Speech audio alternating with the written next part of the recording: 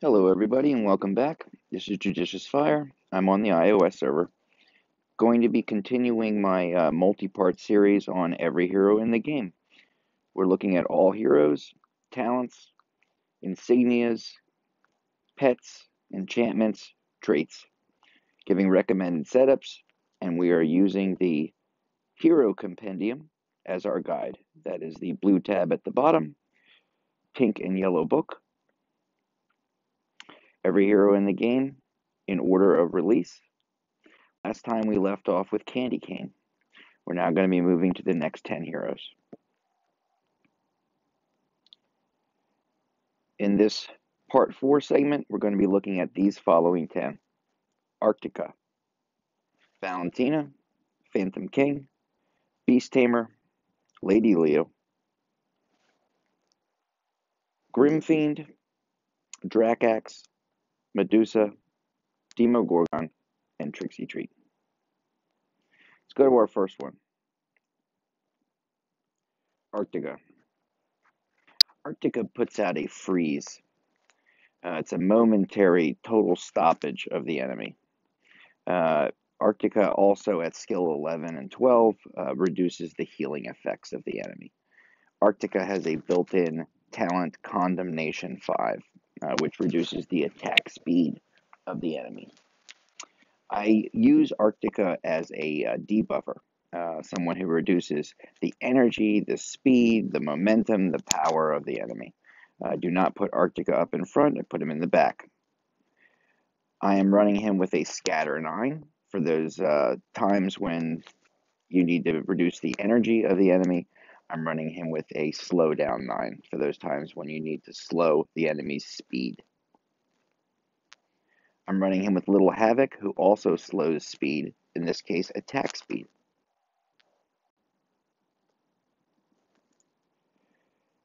When it comes to Arctica, you want to make sure to be able to get that freeze up immediately. Revitalize is a wonderful insignia to use, and if you can't do that, do it as a main talent. If you happen to have the reason to use Arctica in a more all-around game mode sense, you can use him with a survival to give him a healing chance. But typically, you're going to want to put that shield up, maybe in a Lava Isle scenario, and you're going to need that revitalize. I'm running him with a energy sap. Again, this is a debuffing talent. It's going to reduce debuffing enchantment. It's going to reduce the attacks of the enemy by 5% for 9 seconds. Energy sap does stack, meaning if you have multiple heroes with energy sap on them, all of them combined will add to one another, constantly decreasing the attack of the enemy. As far as his traits go, I have a little bit of dodge, a little bit of health, a little bit of accuracy. He is an older hero. He is not a priority hero, not an essential hero by any means. But if you do have him, he can make, I'd say for the first half to 2/3 of the game, he can make things like Lava Isle 4 a lot easier for you. Here are his statistics at Breakthrough 20, doing almost 30,000 damage, 710,000 health, very high accuracy, very high dodge. Let's go to our next hero, Valentina. Valentina does what Cupid does. She gives energy to your team, but Valentina does it in a different way. Cupid will give all of your team a massive energy boost all at once. Valentina will give your whole team a massive energy boost, but over a period of several seconds. It'll slowly move the energy bar up until it's reached full. Valentina is an older hero. She is not an essential hero, not a hero that I would prioritize in today's game. She is a hero also with very low survivability. I run her with a Sacred Light for extra health and some damage reduction, and in the few times that I have used her in a dungeon scenario, I find that Iron Will is great because it keeps her from being stunned up by the towers. She is also immune to silence. So she is the counterpart or the night to the day of Ares. Ares' skill, Calamity, will not be working on her. I'm running her with AVR because AVR will silence the enemy. She can take that away. AVR can give it. It's important to have her revitalized to get her to proc or activate her skill immediately. If you can't do it in Insignia form, then choose Revitalize as a main talent. I consider her to be a support hero. I think Energy Sap's a great thing to have. She's not somebody I want doing damage. I would not put her up in front. I want to keep her in the back. So Energy Sap goes very well with her role as a hero. For traits, almost all dodge. I just want to keep her away from danger.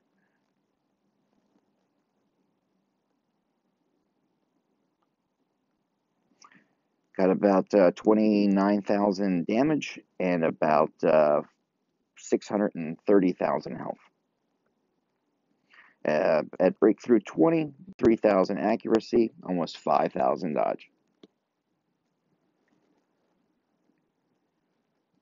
Go to our next hero. It's going to be Phantom King.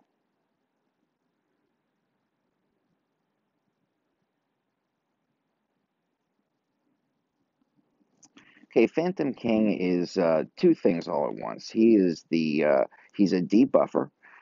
He's going to make the enemy weaker. Thereby, you're going to want to keep him further in the back, not out in front, not taking damage, but supporting the stronger heroes on your team. He is also the best scatter hero in the game. Scatter is a talent that is going to take away the energy of the enemy. If you take away enough energy, the enemy can never activate its skill. Phantom King is the #1 hero, in my opinion, in something like a boss 5 battle or boss 4, where the bosses in that particular guild mode have a susceptibility to scatter. Phantom King can also be used on certain archdemons, where scatter you're able to actually use in those game modes. So if you're looking for a scatter guy, Phantom King is the way to go. He is not an essential hero, but in order to do extremely well, high scores in particular game modes like a boss battle or 1 or 2 different kinds of archdemons that are available, you might want to think about a Phantom King. You can purchase Phantom King for 20,000 shards in the Hero's Altar. He is a shard purchasable hero. I'm running a Scatter 9. I'm running a Scatter because he naturally scatters the enemy, and it does stack with the talent Scatter. So what he's already doing, reducing the energy of the enemy, is going to pair and actually add to the Scatter 9. Now, this second talent is not a bad talent at all. Wicked Armor, it's going to increase his attack. It's going to lower the damage reflect that he takes. But I'm using that particular talent right now because I'm engaged in a Warden challenge. I would think that a better second talent on him would be something like a Berserk. It's going to get his attack speed up even faster. He's already a fast attacker. Berserk at I think it's anything from, well, don't quote me. A well-leveled Berserk is going to get his attack speed up even more. That is if you're not pairing him with Pumpkin Duke. If you're using him with Pumpkin Duke, and I often am, the Berserk at that level doesn't necessarily warrant a full talent selection. So I'm typically using him in Scatter. I have him paired with Persolot, in order to reduce the energy regeneration rate of the enemy. So he takes their energy away. Persolot stops them from gaining it back as quickly. I have a Berserk on there to lower his attack speed. This is if I were just dropping him out on a board alone, maybe even raiding with Phantom King. If I don't have him with a Pumpkin Duke, I want to have him with a Berserk. If I'm running him with Pumpkin Duke, Really, any of the damage dealing or heavy hit talents are great. Often they get a higher score in certain game modes. I might run them with a Sunder. That can work too. What you do not want to run him with is a Revitalize. Revitalize would be unnecessary. It is built in to this hero. He has a level 5 Revitalize and fast energy recovery, so it would just simply be canceled by the inherent skill description. For equipment, Blinding Blow is not something I would recommend. I'm doing that for the Warden Challenge. For Phantom King, I would probably go with an Energy Sap. He's got a very high attack rate. He debuffs. Energy Sap would work wonderfully. For traits, I have some accuracy, some dodge, and a little bit of attack. This Phantom King stays out of trouble. He's got a very high dodge rate just built into him. He's got 32,000 damage, 700,000 health, 3,600 accuracy, and 5,200 dodge. He's somebody that can really stay out of trouble. Great hero. One of my favorite heroes. I know I said he's not essential, but I've always enjoyed the boss 5 battle, the one where the boss has something like 180 million, 18 billion health, something. It was some crazy number. And Phantom King is very helpful in a game mode such as that. Okay, let's go on to our next hero. We've got Beast Tamer. Let's take a look at Beast Tamer. Beast Tamer I use in one game mode only, and that is Archdemon. Beast Tamer is actually an essential hero for the game mode of Archdemon. Probably 3 heroes are absolutely essential for Archdemon. One is Pumpkin Duke. We went over him in a prior video. Another is Siren. And in that video, I explained how she's essential for Archdemon because she increases the damage that the enemy will be taking in battle. I had her paired with Punching Box. And Beast Tamer, I'm running with Chickaboom. He is just going to try to do as much damage and do as many hits in battle as possible. He has one of the highest DPSs, or damage per seconds, stats in the game. He is able to hit again and again and again. He comes into battle with a grizzly bear at his side. He's 2 heroes in one. 2 heroes constantly attacking the enemy. Grizzly bear has a chance to stun an enemy. Typically, heroes in today's game are immune to stun, so that really doesn't come into play. But the critical rate of the Beast Tamer is greatly increased. So you get 2 heroes for 1, and you get a ton of hits. He is absolutely essential in a game mode such as Archdemon. Now with Sunder, you're going to get even more hits in combat. So that's the talent that I would recommend. I don't really see him being a viable or useful or all-around well-designed hero for many other game modes. So I would not say he is essential for the game of Castle Clash, but for the game mode Archdemon, he certainly is. Again, I'm running him with Chickaboom for extra hits in battle. I'm running him with an 8 Brawler's Favor. That was probably the second best talent to be using when you want to increase hits in battle. Sunder, under most circumstances, being first. I'm running him with a Pyromage. The reason I'm doing this is because Pyromage will now act as another hero in battle, doing more damage. So essentially, Beast is now 3 heroes in one. His traits, he's all about attack. So I'm running as much attack as I feel is necessary for him, trying to get that full 500,000 strike on the Archdemon each and every time.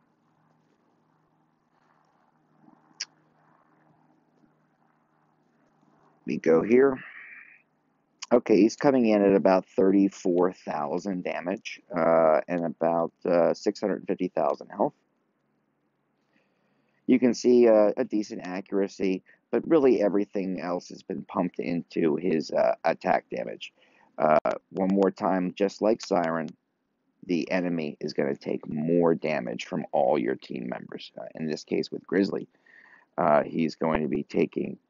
They're going to be taking 32% more damage. Let's move on to our friend Lady Leo. I would say Lady Leo is one of the more underappreciated heroes in the game. Lady Leo rides on a beast. Now, the beast itself does not fight in battle. She counts only as one hero. She throws a spear. She has a good range. She has a built-in level 8 bulwark. So bulwark is something that you would want to stay away from as an insignia or a talent. The lowest denomination is immediately canceled, effectively making one of these built-in talents useless. So you want to make sure that if you go damage, it's something other than bulwark. In my case, I chose a Sacred Light. She's an older hero. You've got to keep her alive. You've got to up her damage reduction. You've got to up her health. Otherwise, you really can't use her. She gets one-shotted by today's heroes. I have her with, is that Aurora? I have her with,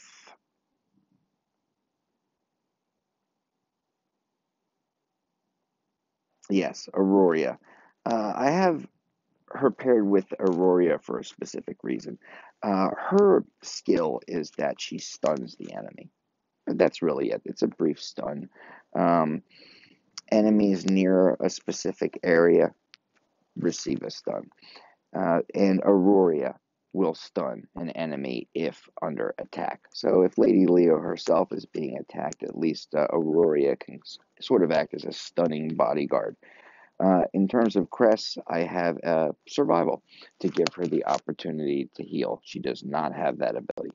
I have her on Victory Lunge for some extra damage, as well as a little bit of damage reflection. I have some Dodge. I have a little bit of health, a little bit of accuracy. She is another hero that I want to keep alive. She is a hero that really serves no specific purpose in the game.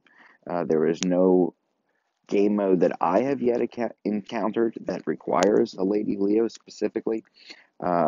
She is a hero that I would put at probably the lowest end of unnecessary in this game. There are heroes that have a better range, heroes that provide a stun that is much more powerful, and that lasts longer. So I would make Lady Leo one of your last priorities. You can see her damage, her health, accuracy, and her dodge. But even then, she still dies a quick death. Let's move on to the next hero, and the man's name is Grimfiend. All right. Grimfiend is a hero that transforms. He brings a demon. He takes a demon form. He goes from this mage-looking gentleman into this horrific demon from the dark. He gains a big attack boost. He gains the ability to heal himself and does a very, very good job at being a self-sufficient hero. He doesn't need a healer at his side. He doesn't need a buffer or a debuffer at his side. He's all of these things in one. He actually removes the buffs or the positive statuses, the extra power that your enemy has. Grimfiend will take that away. He does a great deal of damage. He has a very high attack speed. And he has a built-in level 8 Berserk. And this is one of the reasons that his attack speed is so high. And so you want to stay away as a talent or an insignia from Berserk. It would serve no purpose. I put a Sacred Light on him as his defensive talent. Since he heals so well, I wanted to increase his health pool, and I can get the most benefit out of the heal. And this gives him some damage reduction. He doesn't have that in terms of his skill. As an offensive talent, I have a Zealous Drive. He's a ranged hero. The Zealous Drive will increase that range.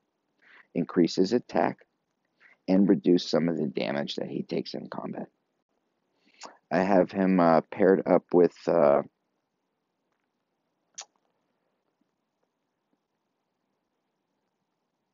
Celestin. And the reason I have him paired up with Celestin has the ability to remove the buffs or the positive bonuses on your enemy, and so does Grimfiend. So they work very, very well with one another.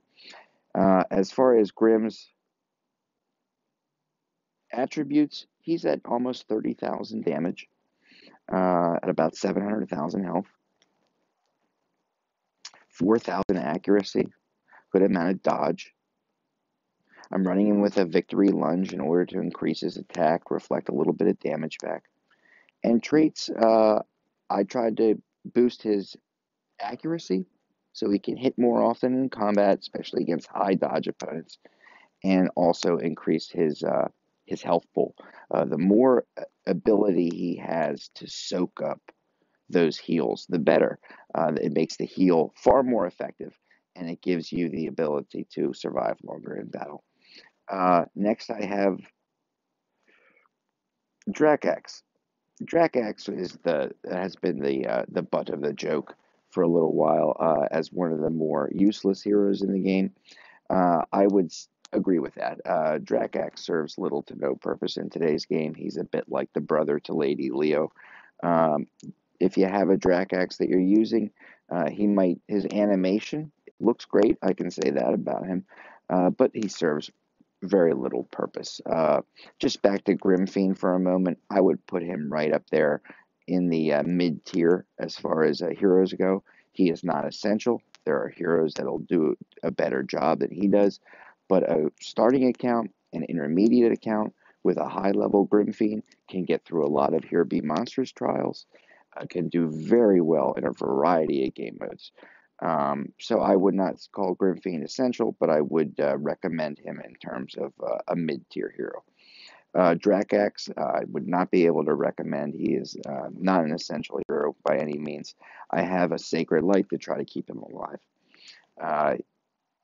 All he does really is he reduces the enemy's ability to heal. In this case, in this case, heroes in his nearby area are reduced in their healing effects by 75%. So the bad guys in front of Dracax, for example, would be only able to heal at 25% of their capacity. Okay, well, in terms of equipment, the enchantment Malaise stops 2 heroes from healing and does so at a 100% rate, stops them from healing completely. So the very enchantment that is equipped to Dracax is actually stronger than his skill. The only time this skill would be more advantageous than the enchantment is when it's perhaps an entire group of heroes all clustered together and he's able to affect all of them more than 2. But by that point, Dracax has been killed. So really beyond that, I don't see much of a purpose for him. He's got a level 8 Deadly Strike built in. You want to stay away from that. Again, I have the Malaise that reduces the healing ability of the enemy. I have some accuracy, a little bit of health, a little bit of dodge. Trying to keep him alive. He's at about 27,000 damage. He's about 680,000 health. You can see his very high accuracy rate. I thought if I'm going to use him, and I still haven't, then I'm going to make sure that he's hitting in combat. I have him paired up with Mini Angie to give him an extra heal in combat. Medusa's next.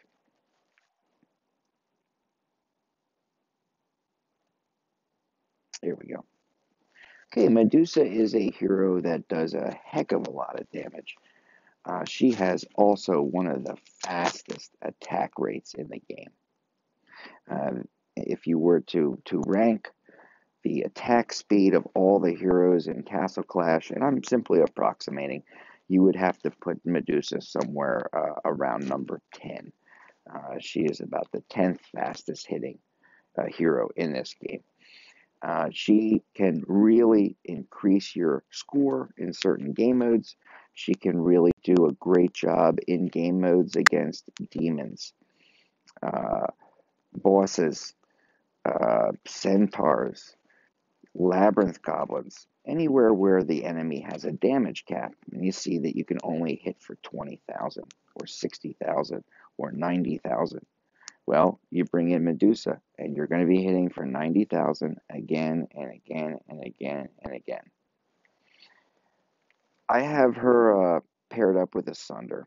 That is to increase the number of hits in combat. I do use her as a general hero, and when I do use her in that capacity, I want to have extra health, and I want to have a little bit of damage reduction. So the Sunder for damage cap modes against big demons and bosses, and the Sacred Light when I'm using her in a variety of game modes. She reduces energy, so a lot of damage, high hit speed, and reduces the energy of the enemy. I have her with Phoenix, and Phoenix provides the movement speed reduction, and also very much like Medusa's skill, there's a ring of fire that Phoenix produces, and Medusa produces 2 rings as well, and they tend to pair up very, very well together, causing a big energy and movement decrease on an enemy.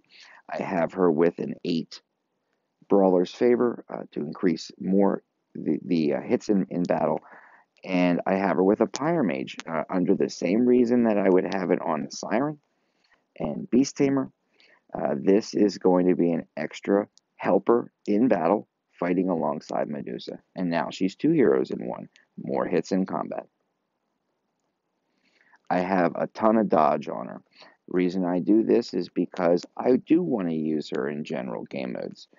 If I were only using her against demons, I would probably go with attack. And if you're going to do that, that's the kind of build you want to go after.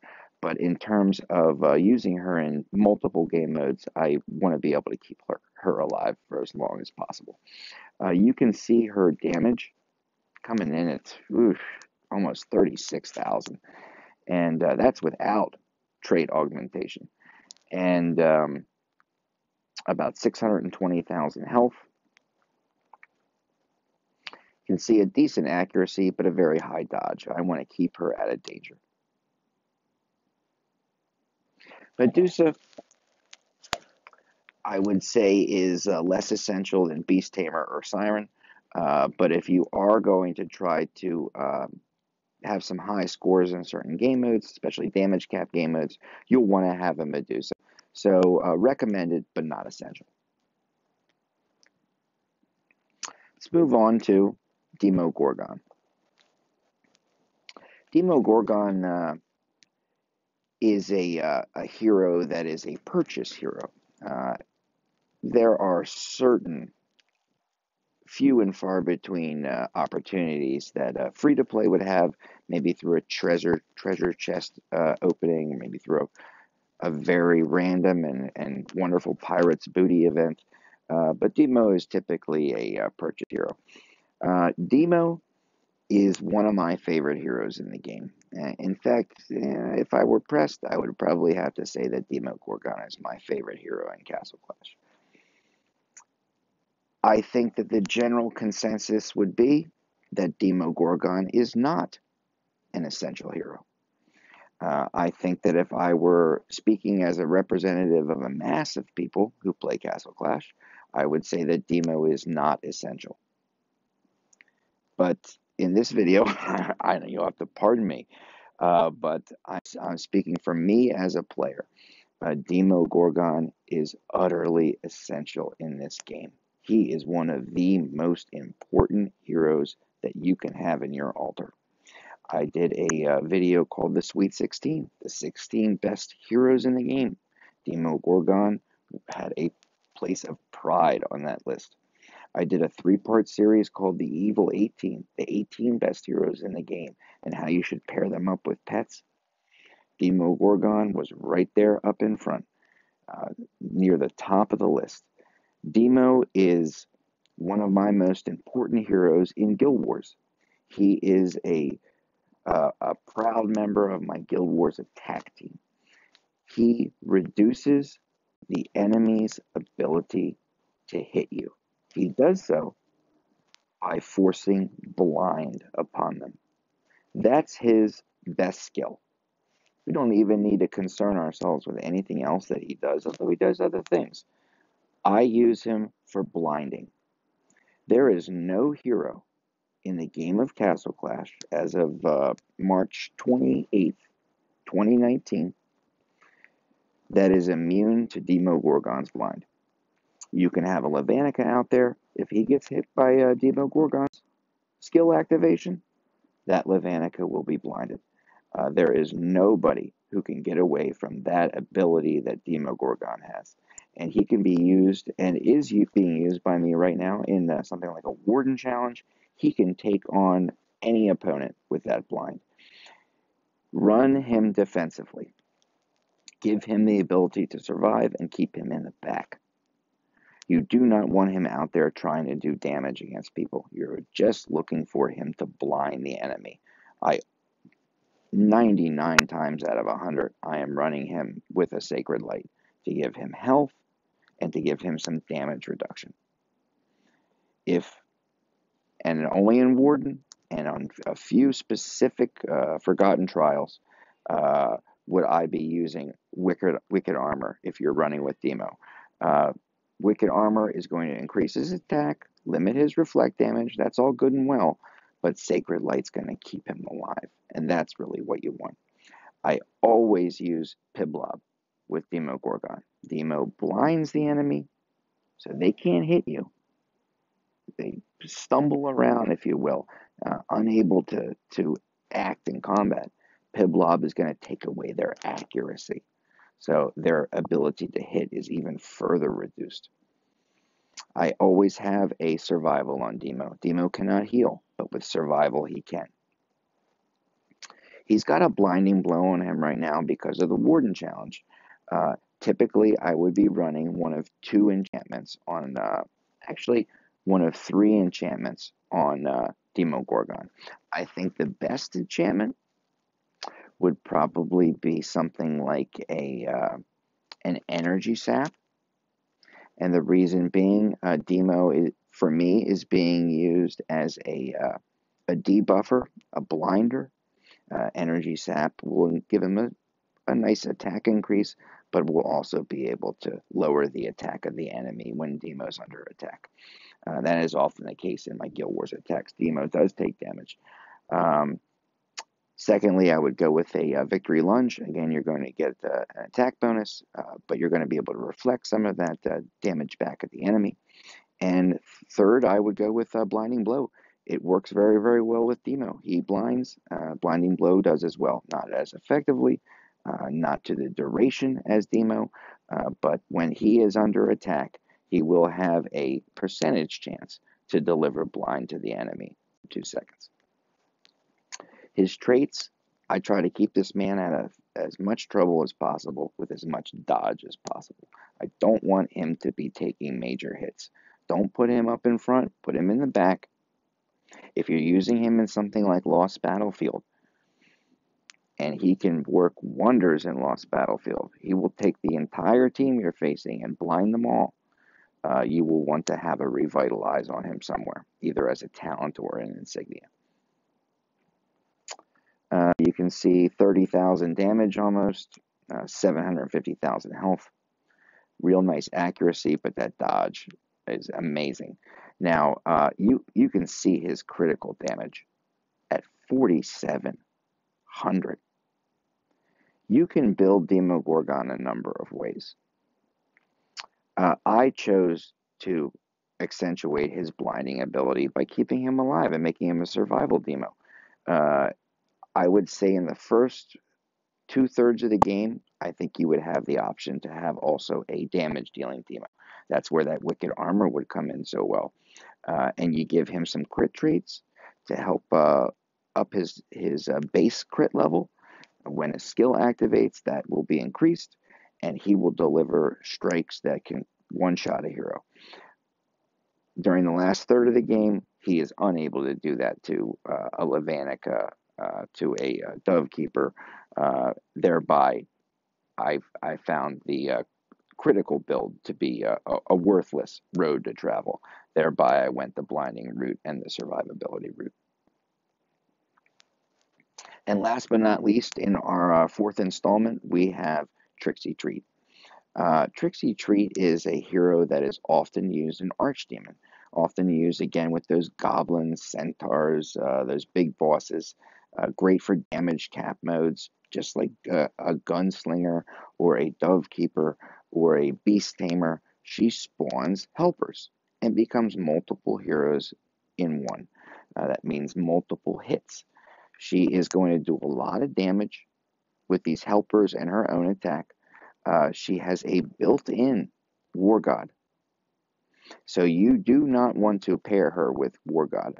It would be canceled. One of them, the lowest, would be canceled. So stay away from that. And her little pumpkies, her helpers, have a built-in level 8 self-destruct. Now you could put self-destruct on Trixie Treat. That would not cancel out. Trixie would self-destruct, and consistently her pumpkies would self-destruct. But there are far better talents than self-destruct, so simply just stay away from War God. As far as her main attack talent, I use Sunder for the extra hits in battle, just like I would Beast Tamer, Siren. And I do use her as a general hero. I will use her in things like Lava. She's a big part of my Lava 4 team because she has such a high DPS rate, so many hits per second. And so I might often run a Sacred Light. Typically does not affect her too much if you're running an Insignia of Sunder. I have her with Draco. He reduces the energy of the enemy. She does as well. She's constantly reducing the energy of her opponent. She has a built-in scatter, if you will. It's not a scatter talent, but it is a scattering ability. She is a great all-around hero. I have her with a Pyromage for an extra helper in battle. Trixie Treat is the secret to many, many high Archdemon scores. While you have 3 absolutely essential heroes, Pumpkin Dukes, Siren, and Beast Tamer, Trixie Treat is often that 4th hero that is chosen during an Archdemon battle. I have her with an 8 Brawler's Favor to increase the hits in battle. I have her with mostly attack, and the reason being, she is mostly an attacker. I want to get that damage up as quickly as possible. Take a look at her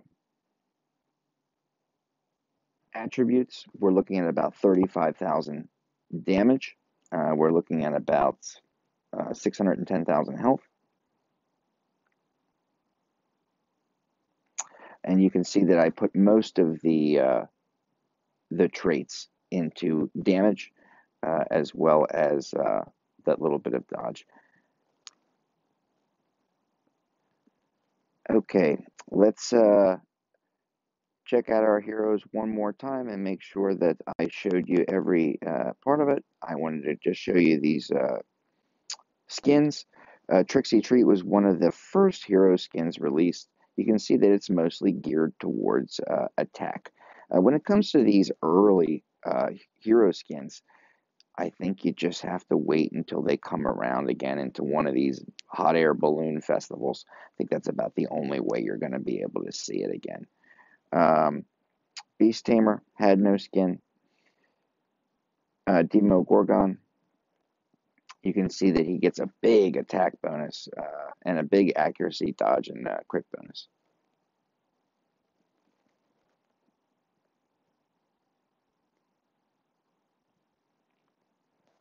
See Medusa's skin. seems to be getting the same attribute bonuses as Demogorgon. They typically have like a season of skins where the 3 or 4 skins they release during that time all have the same attributes or qualities to them. Here's our friend Phantom King, another one of the early ones. You can see the critical rate goes up and a really, really big health boost for him.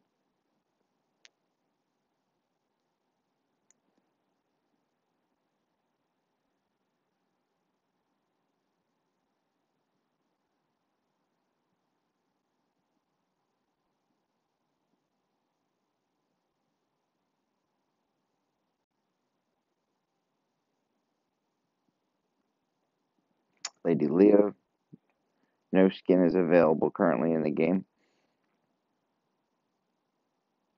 Let's see here. We've got Valentina.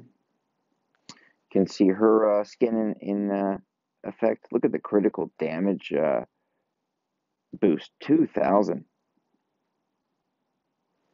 Really nice health boost on her as well. I think the best part of a skin is not the attribute boost, but it is the ability to have 2 talents. Arctica.